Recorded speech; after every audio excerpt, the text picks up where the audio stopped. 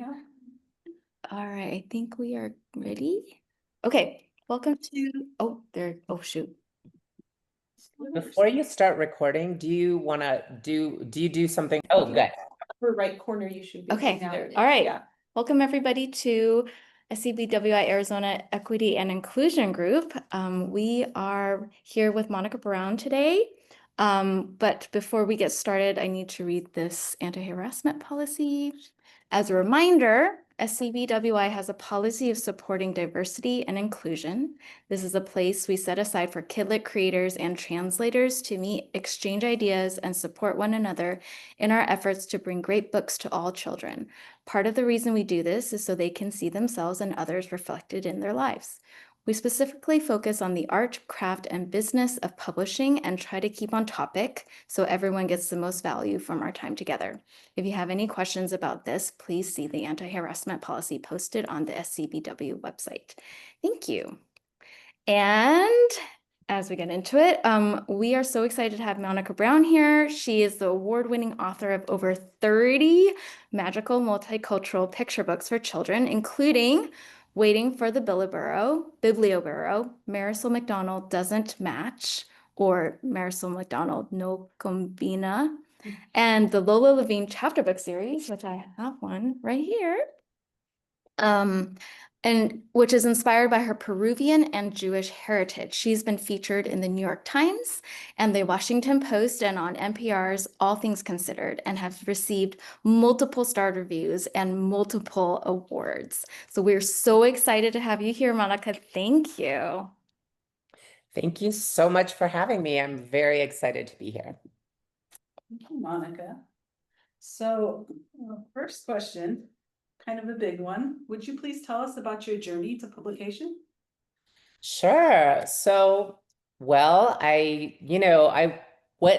I'll make this part quick, but I did go into college as a declared English major because books were incredibly important to me my entire life, starting when one of my tias, who was a kindergarten teacher, gave me a constant supply of books.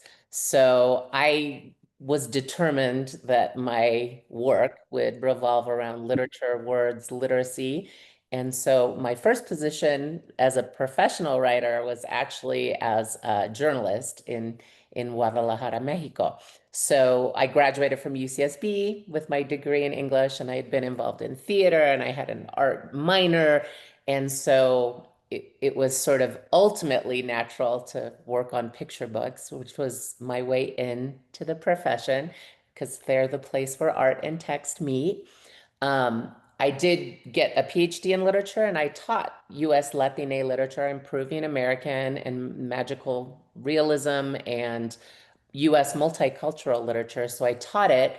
And then when I became a mom, I didn't see families like mine, multi-ethnic, multiracial, represented in literature. So I took the advice of the late, great Toni Morrison, who said, if there's a book you want to read and it doesn't exist, that you should write it yourself. And so that's what I did. And so among my very first books, I think this may have been my third book that I wrote was in the first couple, Marisol McDonald Doesn't Match, No Combina, about a little girl who gets teased for not matching because she doesn't fit in one box. She speaks Spanish and English. She has red hair and olive skin, and she's a nonconformist. But in terms of the journey, and I hope this inspires my fellow, my Arizona colleagues, because my very first publication and book contract was without an agent, from a small regional publisher. At the time, it was Northland Publishing, and I'm Flagstaff, Arizona based. So it was down the street. It was a very small publisher, and they had an imprint called Rising Moon. And so I had heard, because I knew the new editor, that they were starting a bilingual imprint, and I just like articulated a dream and took a chance. And the first book I ever wrote for children was about a South American educator. I'm a lifelong teacher. I think I'm like I'm 26 years as a professor at NAU, and if I include grad student teaching and teaching in Mexico at the Universidad de Guadalajara, the UDG, teaching English language learners, it's been almost 30 years. Uh, so yeah, so I got my first, I wrote about a teacher, Gabriela Mistral, the poet, who's a Nobel laureate from Chile. And that I got a publisher, Rising Moon, and that was my very first contract. I had no agent. I actually went to a used bookstore, Bookman's. We still have that, and I looked at. We didn't have a lot of resources then, so I didn't even buy the book, but I did look up the writer's market, and I'm like, I think I was offered something like $800 to $1,000. And I'm like, or maybe it was 500. And I looked up first advances and I was like, I'm going to ask for 1,000, and yeah. And then I got I wrote another book, another biography, because it was going to be a bilingual biography series. And I love salsa music. So I wrote about Celia Cruz. And then they decided who's like the queen of salsa, they decided to publish that one as the launch. And I could talk, I want to have a Q&A, so I can tell you more, but that was the first book I ever published with Rafael Lopez, also his first book, by the way. And we won an Américas award and a Poor Belpré honor, he did. And so it just launched our careers, both of ours, in a beautiful. He was your illustrator? He was my illustrator, and it was some advocacy because there was another illustrator, and I suggested we keep going and find the person I thought was the best match, and that was Rafael Lopez. So that's a little bit. And after that, I did the more traditional path, and I got an agent and started working with Big Five publishers. However, it's part of my commitment. I work with independent publishers. So like my current, I have many books with Lee and Low, which is a minority owned business that I feel passionately about too. So that's a little bit. Yeah, no, that's great. Thank you. So you already started going into my next question, which was tell us about your books. What types of genres do you write and what ages do you write for? Wow. Well, I'm going to start with I don't write fantasy, but I do, in that I write chapter books. I love chapter books as well as picture books. So I'll start with my most recent chapter book series, The Fantastical Tales of Mari A. Fish. And I don't know if you can see how it's spelled.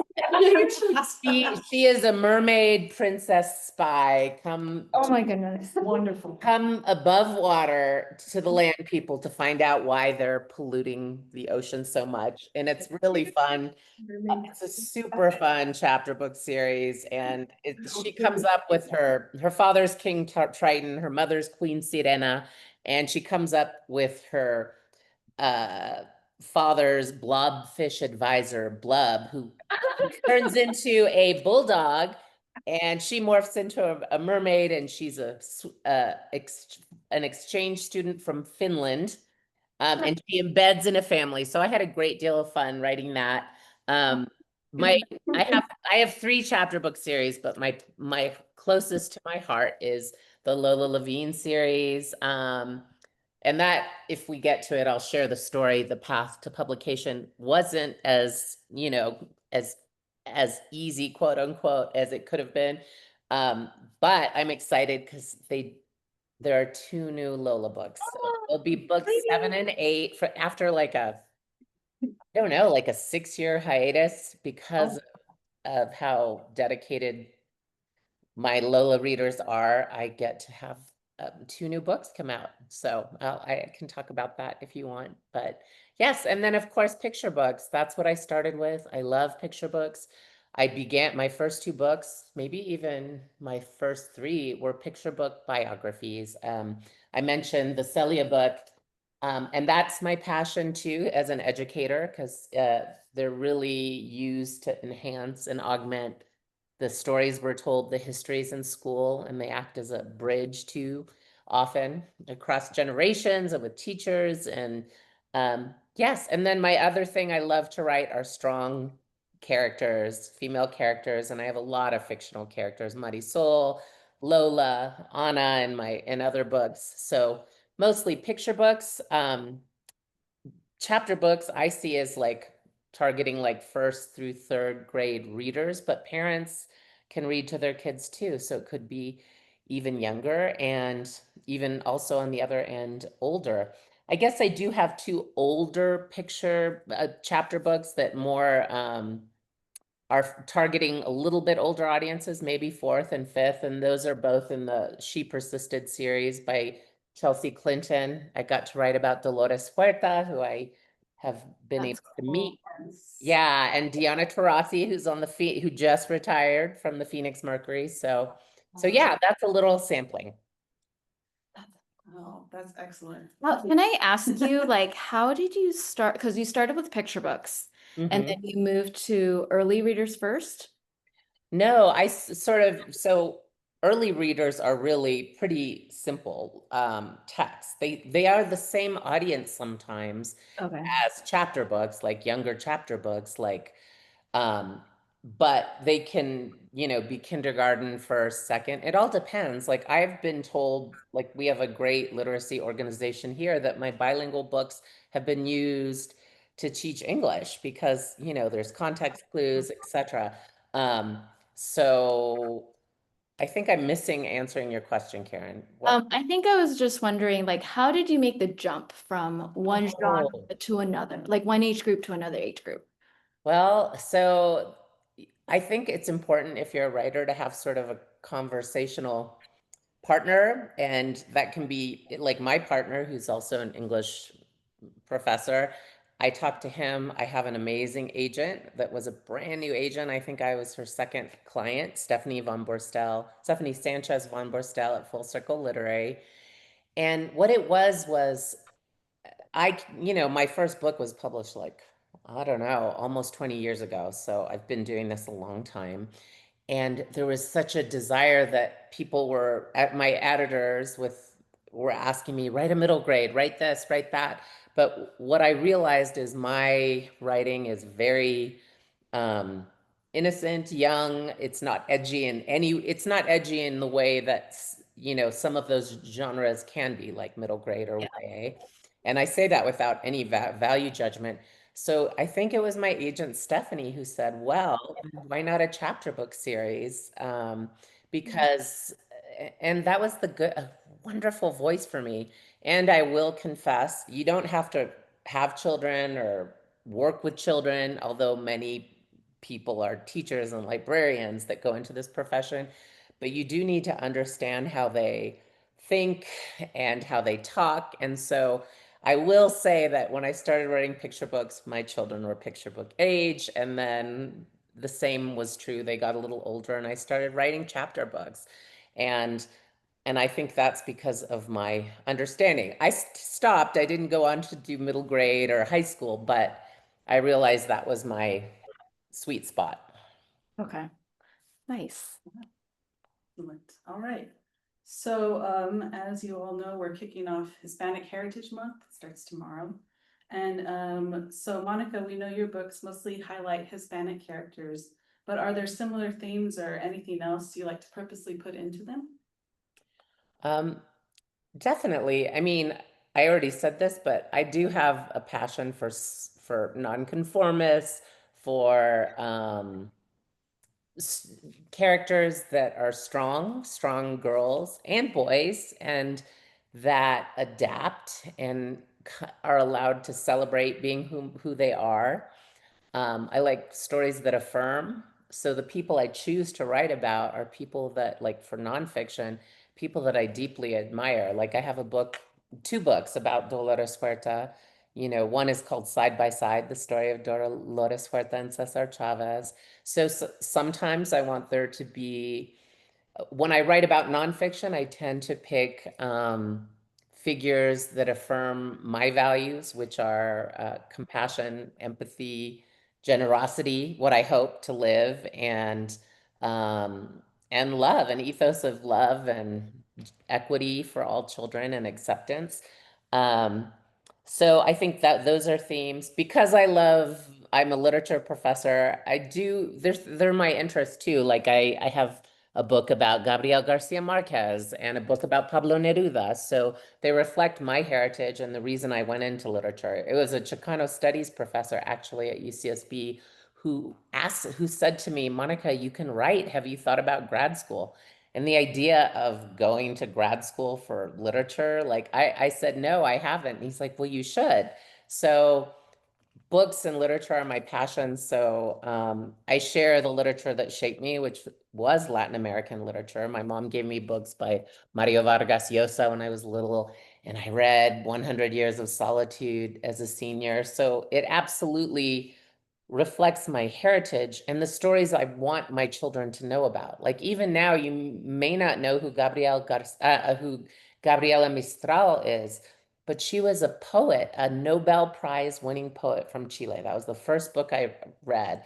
And her story is incredible. And I thought, like, that what a story to instill pride. And it's a story that inspires poetry too. And so yeah, that's just a little bit. I also I'm bilingual. I grew up, my mom's first language was Spanish. Her second language was English. My first language is English. My second is Spanish. And I wanted to write bilingual books because that like allows, like, it's two beautiful languages side by side on the page. And then when in multi-generational families, that have migrated to this country, it allows for a literary experience, a literacy experience that like a grandmother can read to a grandchild, even though there might be those language challenges. I think that's a beautiful thing. So That is really beautiful. I agree. I agree. So you sort of already started also touching on these next two questions, so I'll just ask them in succession, and if you have anything you want to add. So I was gonna ask, where do you get your ideas and what or who is your inspiration? So I thought about this. Without a doubt, my early inspiration was my two daughters, but I will truly say I have like spoken to children in like all over the United States, Alabama, Arkansas, California, Texas, Massachusetts, Florida, Illinois. And so I feel like my inspiration is children. I do love children like deeply. And I love that I get to write for them and meet them and work with them.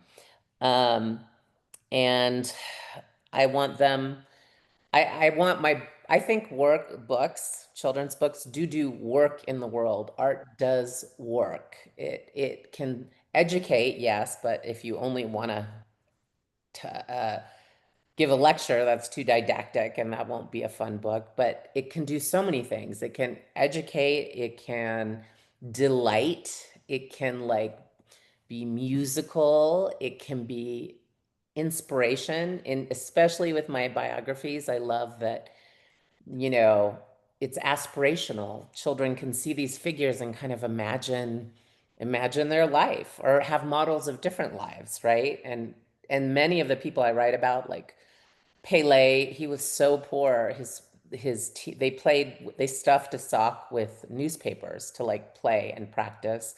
And they called him, or they used a toronja, like a big grapefruit.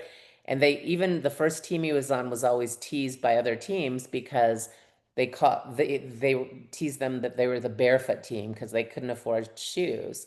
So I love that if students read my story of Pele with Rudy Gutierrez's amazing illustrations, you know, and I say this when I see them, what do you need to be the very best you can be? Do you need money? Do you need this? And I've told them the story of Pele, who became widely considered the greatest soccer player ever lived and won all these World Cups. So I think those things, I get ideas from all sorts of things. Like I wrote a book called Chavela and the Magic Bubble because my daughter asked me where bubblegum came from, and that was a magical realist book. She ends up finding magic rainforest chicle. It's a whole fictional book, and it's because of my daughter Bella. And Chavela is a nickname for Isabella. Isabel, my mom was Chavela. It's a nickname for Isabel in Peru and in Spanish among Spanish speaking people. So yeah, I actually just have a book that that took a long time to find the right home. That's inspired by a Cesar Vallejo poem, Misa, and he's like this incredible Peruvian poet, and um, it's an homage to him. The story, it's going to be called Theo and the Bluebirds. So that's coming out from North South Publishing. That's exciting. Excellent, how exciting. So, I had next, what would you like to inspire in others? I feel like you sort of, covered that, Yeah. yeah. Well, compassion, joy, inspiration, fun, a love of language. Yeah. Yeah, excellent. So, okay, another big one. Have you had challenges writing or publishing as a Peruvian American? And how, if so, how did you overcome them? Well, first I want to say if there is a writer of any background that hasn't had challenges, I would like to. And they come in different ways and at different points. Have I had one specific to my positionality? I guess I would rather say I've had to work hard to persuade, like, this is where rejection, I've had to work hard to publish books, certain books of mine. Um, and I had to also have enough belief to say, I'm going to stick to my ideas, you know. Um, it's so I'm gonna say that, like, here's a silly thing, but I probably shouldn't say it, but I will just give you an example. This book was originally called Chavela and the Magic Chicle, but I was told that I could only have like one Spanish word in the title. So if I really wish that I had fought then, but this was a very early book of mine. I do think I think it was actually like in the first, just a couple. And now I love alliteration so much. I have so much alliteration in my titles that I wish I had said then Bella in the Magic Bubble, because my daughter Isabella, Oh, Bella, Chavella. That would um, have been at least alliterative, but that's the kind of thing that you know, that was a challenge. And then this, I'll be honest, and I'm thrilled about, because here's an example of like working with amazing publishers. This book, Charuco, El Arqueólogo Peruano, Peruvian archaeologist Julio Ceteo, the title, we had a disagreement about the title, and this is a Quechua word, and he was an indigenous archaeologist, considered the founder of archaeology in the Américas, and he was indigenous, and he spoke Quechua. And I had a little resistance, but I won't even say resistance, just dialogue about, like, will children be like Charuco? What does that mean? And I was like, Charuco sounds fabulous and it's interesting. And it's my different. wonderful editor, Louise May, allowed me to persuade. Yeah, so that kind of thing, like even when I have 8 Lola books, I was told, and this is something that doesn't necessarily have to do with my ethnicity, I was told that girls don't buy soccer books by some publishers when Really? they're trying to chew when my agent was trying to sell this book. And then I was also told, like, can you make her a superhero? And I tried, because I'm like, who doesn't like a superhero? And I shared it with my friend Malina Alegria, who actually had a superhero character, and she was like, this is boring. You don't even show that she gets her. And also, I think I had her flying, and she's like, you picked the most boring superhero like trait.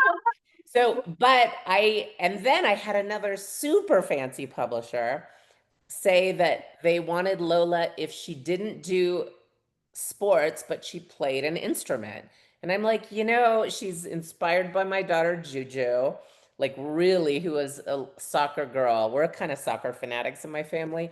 And I just said, like, I'm not, even though it's tempting to change everything, because, for this really amazing publisher, um, I didn't. And then eventually my super agent got it. I had it was bought in a preempt. 2 publishers were taking it in. you know, it doesn't, even if you have a great manuscript, it's not like you send it out and you get necessarily, it can take different rounds, etc. So I'm so happy that I did that. And this series together, and this is why I got to write 2 more, I've sold over 300,000 books. So I guess people buy soccer books. Girls like soccer books. So the moral of the story. Yes. Yeah, believe in yourself. And that doesn't, like, I still like get mad when I think of decisions that I early in my career I didn't stick to my heart, but we all grow, and it doesn't mean it's always perfect. You have to be able to compromise and work with people. But I could tell more like unpleasant stories, but we'll focus on the positive. All right, no, that was great, thank you. All right, so what resources or techniques do you use when writing about diverse characters, especially those who are different from you? Wow. Well, the first thing I want to say that's really important is they're different sort of, if you only wrote about your exact perspective, and yes, I write a lot of multiracial characters, multi-ethnic. I have, mixed religious backgrounds that reflect some of my biography, but that doesn't mean everyone who's like Catholic and Jewish and Peruvian and Scottish and like that they would be the same. And so I want to just acknowledge that there's no monolith for any ethnic group. However, I do think there are different types of knowledge, and a very powerful type of knowledge is experiential knowledge, right? But there also is research, there's understanding based on community involvement.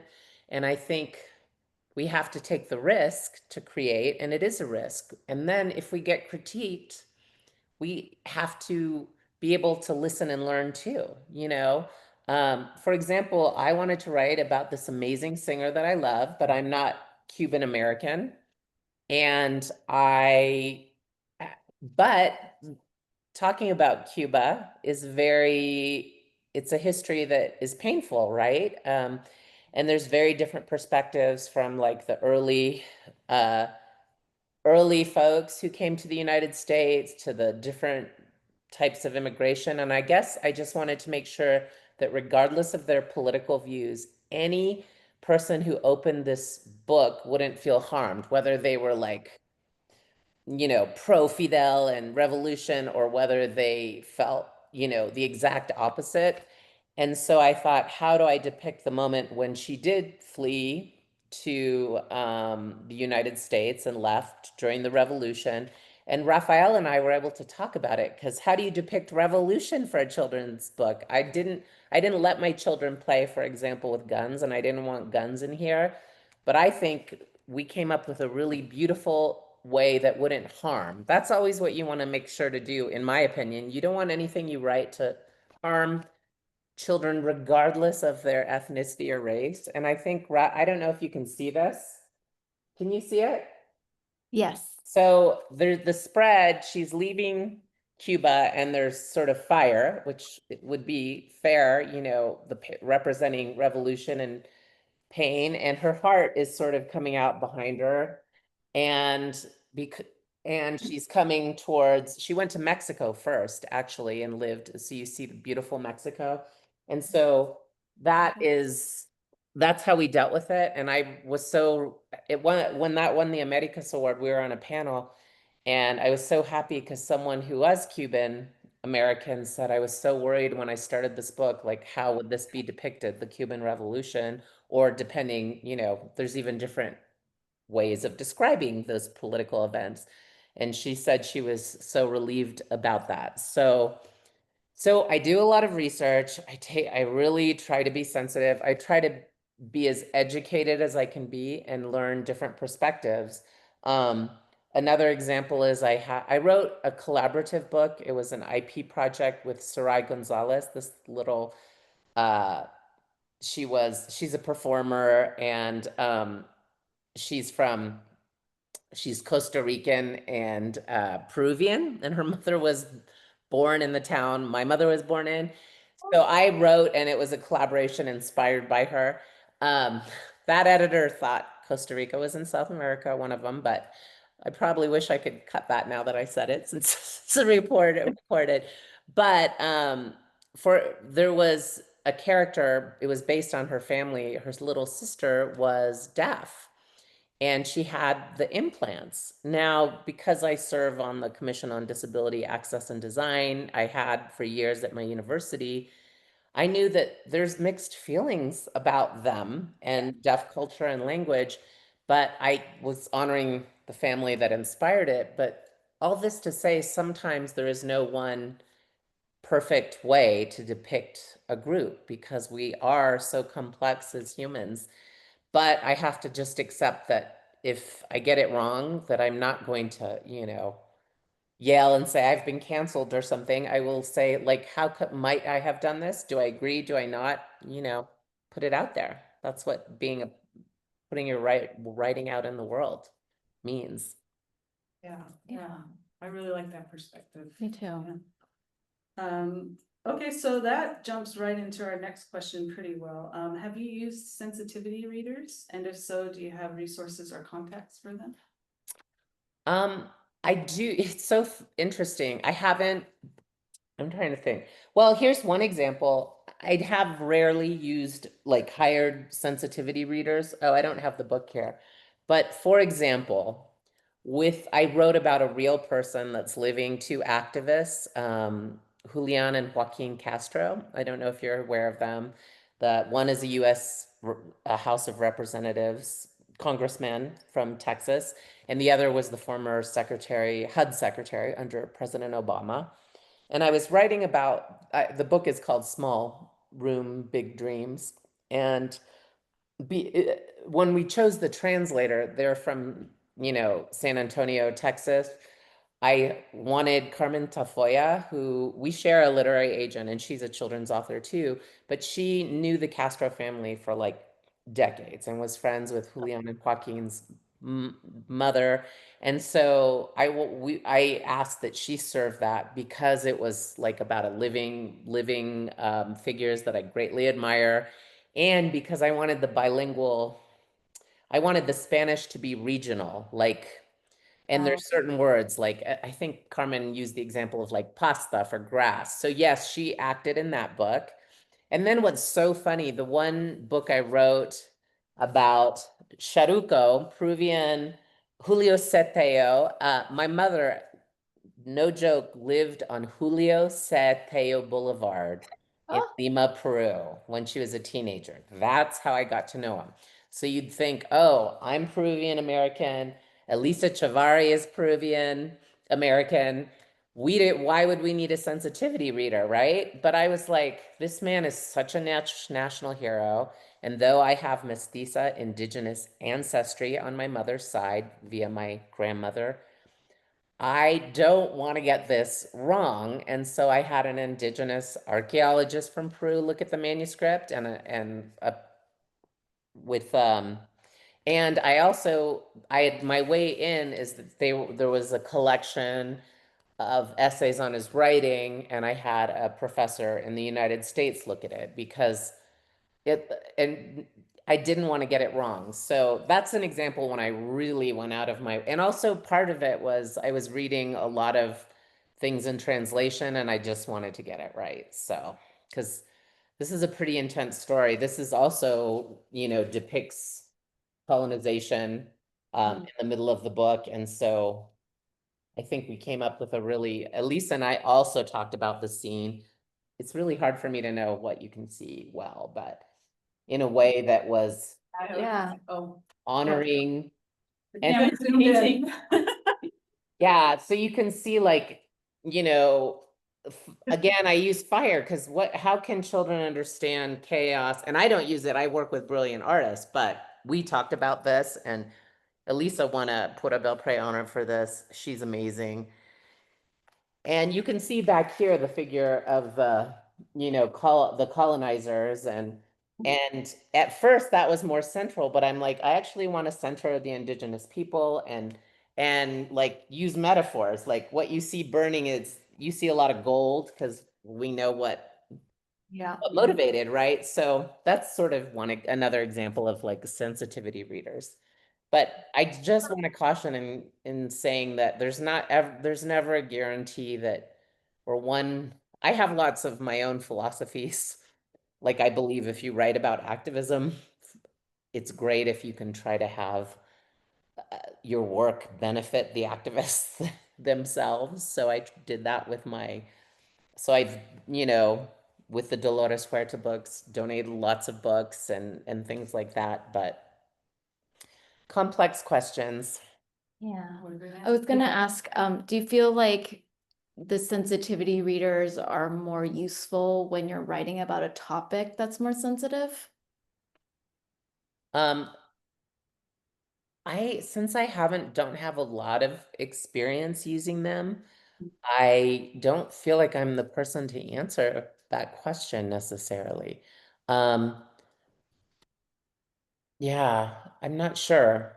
Okay. Because you have to trust the person who is doing the reading, and I don't know. I don't know what it was very useful with Sharuko and and actually, yeah, the generosity of the folks, and also um with the other more recent book that I used for the Castro brothers. So, Okay. All right, so we're gonna switch away. Thank you. So a little bit more personal, but how do you balance your writing with your health challenges? Oh, yes, I've had an unbelievable, to myself, amount of health challenges.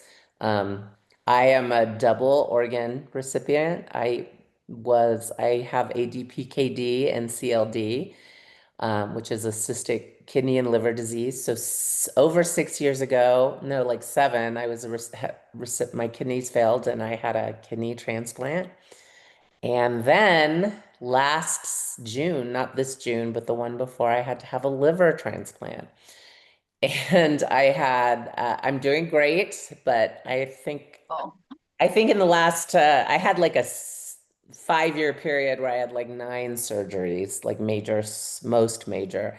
So I've had a lot of challenges with a chronic illness that is brutal, but writing makes my heart sing. I think that's why we're human, you know, to one reason is to love each other, another is to enjoy the beauty around us. And what I love is through literature and art and music with the people I love and in our communities. So it's actually, um, in a way, been an enhancement. And when I've had to be on disability from my job that, pays the bills, it's given me sort of some hope. And not just writing, but like I have an amazing friend named Lisa who was an art teacher. And when I was at my sickest, she like she would come over with just art supplies, like, and then she told my husband, like, get Monica what she calls a monkey stick, one of those little Apple pens. And if you actually, I just posted them. If you go to my Facebook page, Monica Brown, children's author, I even did a few little story films using that when I was super sick. So I really believe in the power of art to heal. That's why I wrote about Frida Kahlo, even though I'm not Mexican American, but my mother, who had the same disease, who is a painter, you can see her wild painting behind me. She loved Frida because she lived with disability and created art. And that's why I wanted to write about her too, because she was such a deep inspiration to me. And I will tell you, I think when I was waiting for my kidney, I was judging a Golden Kite Award or something. And you have these sort of dry runs where you think it'll work. And I was actually reading entries while I waited. So the liver transplant was a little crazier. I hope this isn't getting too personal, but it's tough. But I think since the whole reason I'm a writer is because books give me solace, it was a solace to be able to create, even if it was in little tiny bursts or little bits of creativity when I was at my sickest. Oh, that's beautiful. Yes, Yeah. it's very inspirational. Thank you.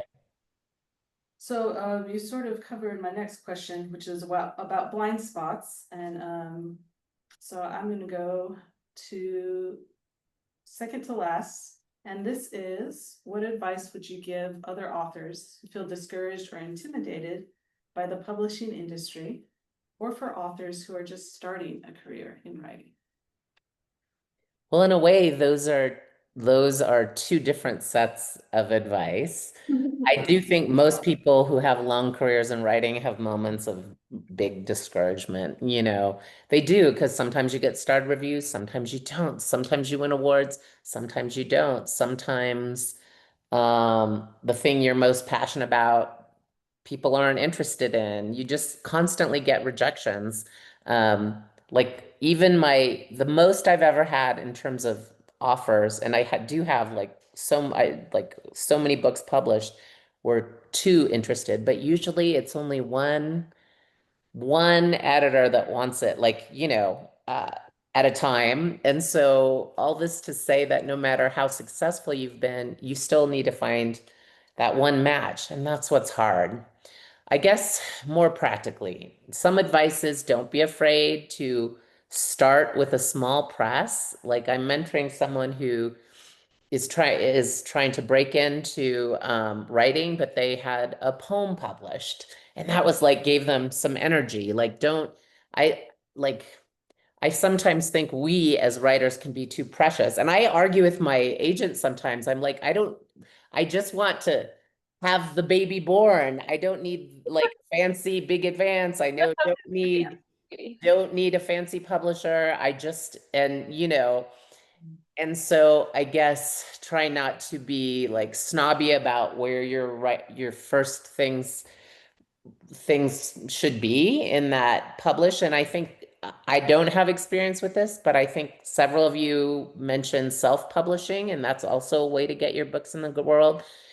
The other huge advice I have is I think people think they have like one story and they just have that and they're going to try to publish it for like years. I think it's always good to be working on more than one thing at a time, because like there's nothing I like more than if I just got like a brutal rejection or whatnot, that I'm going to start something new, and that's going to empower me.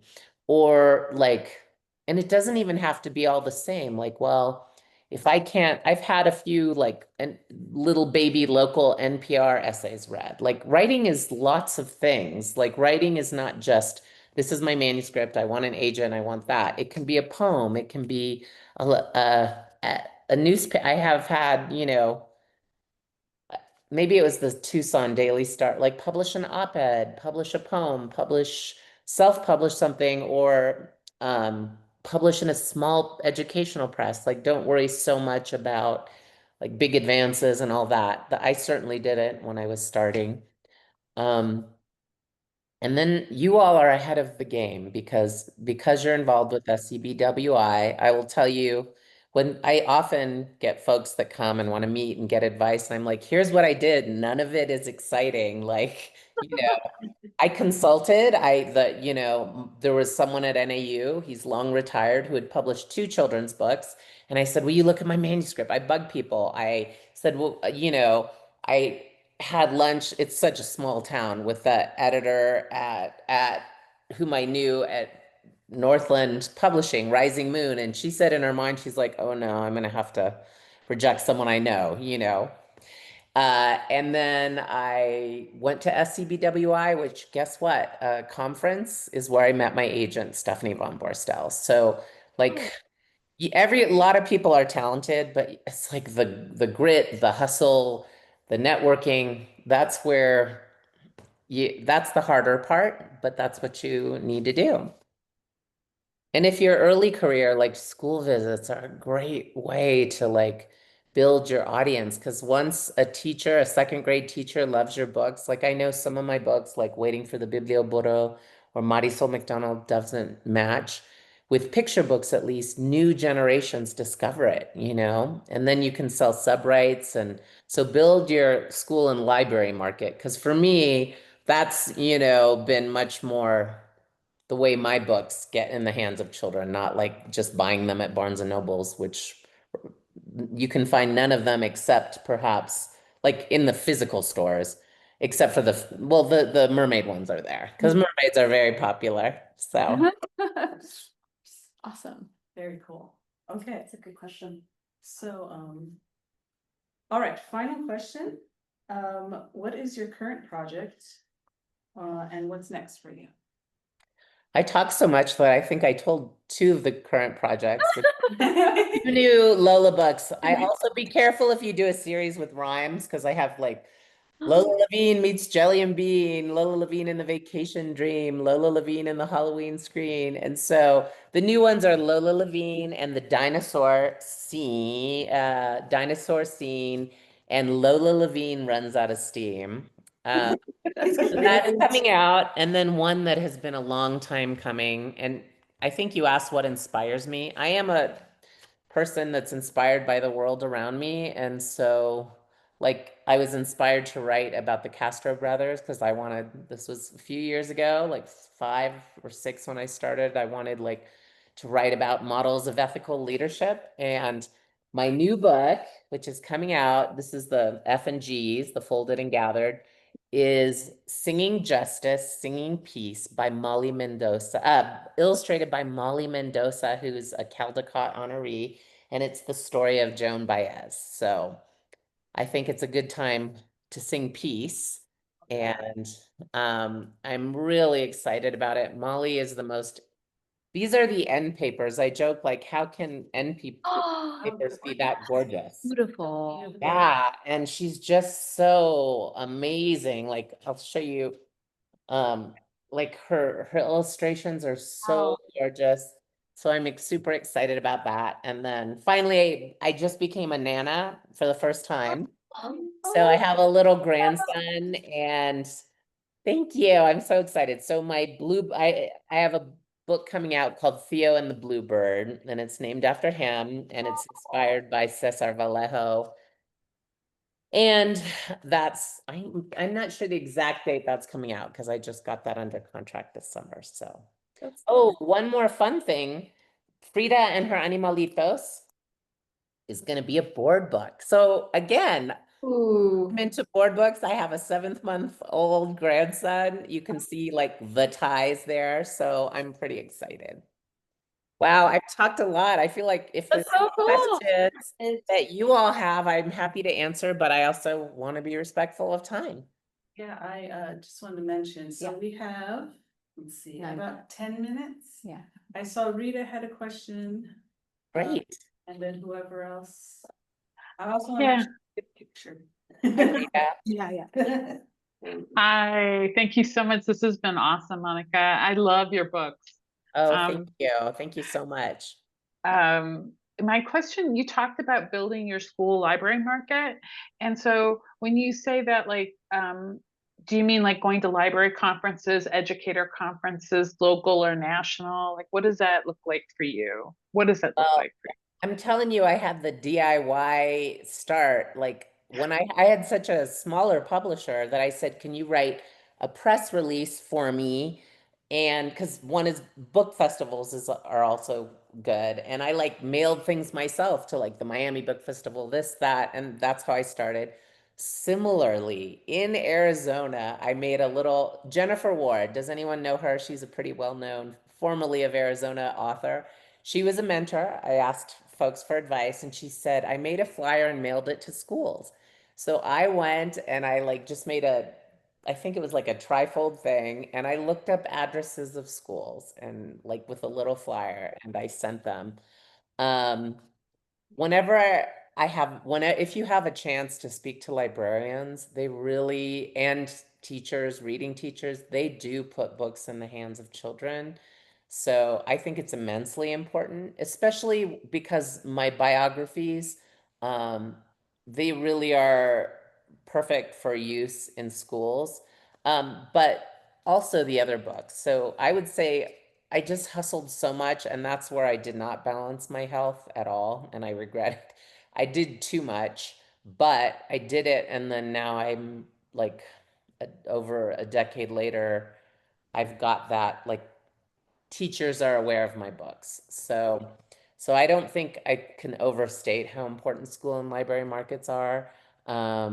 Like I'll tell you something, I don't find that like I don't do book signings because I always, first of all, feel like a book pusher if I'm sitting. I used to do like Barnes and Nobles and they would take you on those kind of signing things, but now I'm like, I'll sign books if I'm going to speak because that's fine, but I'm not going to stand at a storefront. Like speaking, going, even doing a volunteer, and I've gone to so many schools in Arizona. I know that they love it. So we have a great community of teachers that are invested. And I'll tell you, I charged, well, nothing to my local schools, but very little to start. I mean, that isn't the case now, but I'm convinced that not early on what I did, which was very low cost school visits, really helped me a lot. Yeah, Arizona schools don't have a lot of money, just Yeah. FYI. No, they don't have a lot of money, but they do have some money in Have some. PTAs Yeah, and I agree. when I always like when someone asks, I have a fee or whatnot, but then I say, or if you find like you can, here are places you can look for grants and I'll come for free or less if you give each child a book. I've had like principals do things like subsidized books for students. So like I once did a school where my books were $5 instead of 20, and I set up an educational discount. So the school subsidized and Oh, so many children got books. So it's a great. challenge. And so that is very challenging. So have you focused on the Arizona market because you're in Arizona? Or have you tried have you also tried to market yourself nationally with librarians and teachers? Oh, for sure. Nationally, Okay. I had like one or two books out, and it was one, Mhm. like no one knew me. And so it was when I just wanted to go read them to students. So, but then, there's a lot of things you can do. If you get a contract, like my agent was formerly in marketing. She sets up a marketing meeting. You need to ask for a marketing plan. You need to say like, would you submit me? You'd need to do a really good author questionnaire and ask them to send review copies. The other thing I Mhm. do is ask if you are lucky and get a contract, ask for extra review copies. That's the one thing that there's always some air for publishers. Or you say, and you market yourself. Like I always have a lot and my agent gets a lot. But if I say I'd like to send these out to these reviewers, but you can do that. So I pitch national conferences and like I do for me, TABE, California Association of Bilingual Educators. If in Arizona there was a national one, like, I would go to that. ALA Mhm. is a great one, but like it can be the smaller versions too, Yeah. I don't know where you're based. If you're based in Arizona, like like this year's a perfect example where I met Karen. I was invited to speak at the LibX through the ALA conference. Like, so take advantage when something's going to be somewhere drivable. But for me, it Mhm. was nationally. Like, for whatever reason, Chicago always had great funding for school visits, area Illinois, and also Texas. I think that's all changed. But certain states have specific funds and others don't. Like now I think it's because of where I'm at in my career. I'm doing for the first time um like I did an Amazon Bring Your Child to Work Day, like I was invited to do that. So, but I think that wouldn't have happened when I was starting out. Sure. Yeah. Thank I don't you. know if that Yeah. answers any questions, but Well, it does. Gives me lots to think about. Thank you. that's why it's terrible. It isn't, we can't just be creators. We have to be like marketers. We have to be like web designers. I'm not even a good example because I didn't even want to get on Twitter and I finally like was like shamed into it. And then I'm like Instagram and now everyone's off Twitter and I'm like I can't even haven't even gotten on Instagram and now there's book talk. So like I'm behind. I'm amazed at what new writers do, but One thing I'll tell you, if you win an award, that is the other way to establish yourself. So, or you get a starred review. So focus on craft. And I really do feel like that was my path more than other stuff. But Great. yeah, like I used to always, even when my press didn't want to pay for it, I would pay someone to do a teacher's guide. But now my new publishers are saying they've stopped using teacher's guides. So my recent books, they're like, we don't find it useful, but I know it helped me early on. So I'm a little bit of a dinosaur myself here. I bet the group of people I'm talking to has better knowledge of some of the newest marketing tools. Yes, I know.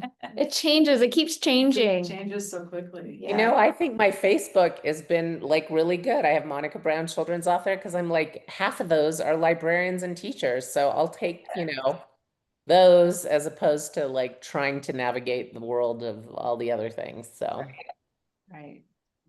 I don't want to keep anyone. We're at time, but if Yeah. you have any burning questions. Anything? I have one more question, but I want Ruki, if you have a question, for you to have a chance. You sure? Okay. Monica, you said you met your agent at an SCBWI conference. Was that an in-person one? it was. And I have a Uh-huh. funny story because sometimes I think it's harder to get an agent than to get a publishing contract. Um, but what do I know? Helps. This is how naive I was, but I got the first book published and or I don't even think it was published. I think I just had the pictures of it and I wanted to get an agent. I went to SCBWI and I had just like Raphael's first illustrations, like pen drawings, pencil. And then I asked my editor at Rising Moon, I said, who do you think if I want an agent? She goes, well, here are the two best agents. And she gave me one of them was Writer's House, like a soup. And the other was like probably the one person representing the most fancy, like people writing in the genre I was writing in and also super well known. And so I queried them with my manuscript I had written, both of them. Writer's House rejected me immediately. The other didn't respond. And then I went to SCBWI and I met Stephanie. She was just going from marketing to founding her own agency. And I talked to her. And then the day, fast forward, Stephanie and I met for coffee. It wasn't like, hi, I'm going to represent you. We sort of she came up and met me. I was living in California for coffee. We talked about it. And then the fancy agent texted the day after I won the Américas award saying that they'd be willing to represent me. And so I was like, I'm going with this brand new agent who kind of was cultivating, wanted to build their list and starting it. And I've not regretted it. So that's my agent story. That's so cool. Thank you.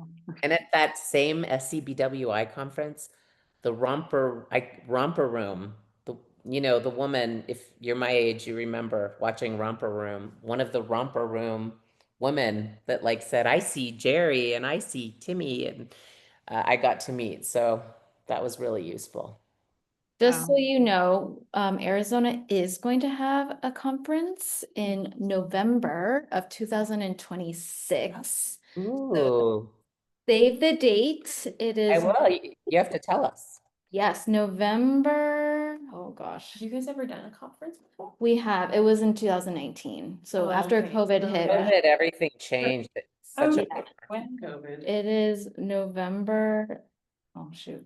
I think it's let me. Did I say November? I think it's November 14th 14th? In 2026? in 2026. I think that sounds correct. Just have it down. But just so you know, save the date. We are having agents. We will have I'll be there. agents to critique and This is a huge opportunity. You would honestly, I met Cheryl Klein. Do you know Cheryl Klein? I love Cheryl Klein. I love her. I went to the SCBWI regional conference a million years ago, and she was interested in this book. She did reject it, but she saw it and I think I pitched her and she wrote it and she's asked me to resubmit. It didn't work out, but I'll just tell you, like, that was really cool. Bigger opportunities, so, Yeah. yeah, cool. I think that's it. So should we get a picture? Oh, yeah, let's get a I don't picture. know how you Okay. do that. I was gonna go to the back Okay, and everybody yes. smile. Oh, there you go. Hey. Okay, let's hope the camera looking soon. Okay. Actually, I'm not. Do you wanna be in it? No, I'd rather not. Actually, I'm still. Yeah. Okay, all right, 1, 2, 3. We need to have like a stand and then I'm gonna type it on a little. One of those big cutouts. Yeah. Okay. All right. I'm I have gonna. a quick question before you say Oh, goodbye. okay. Okay. Where in Arizona will the conference be? In Phoenix? It'll be in Phoenix. So Okay. it's at Creighton University. It's like the medical area of downtown Phoenix. Okay, Hey. great, awesome, thank you. Yeah. Sure. I'm gonna stop recording and then. Thank you so much, Monica. Thanks. Good luck. It sounds like you all have exciting things going on, so pretty amazing.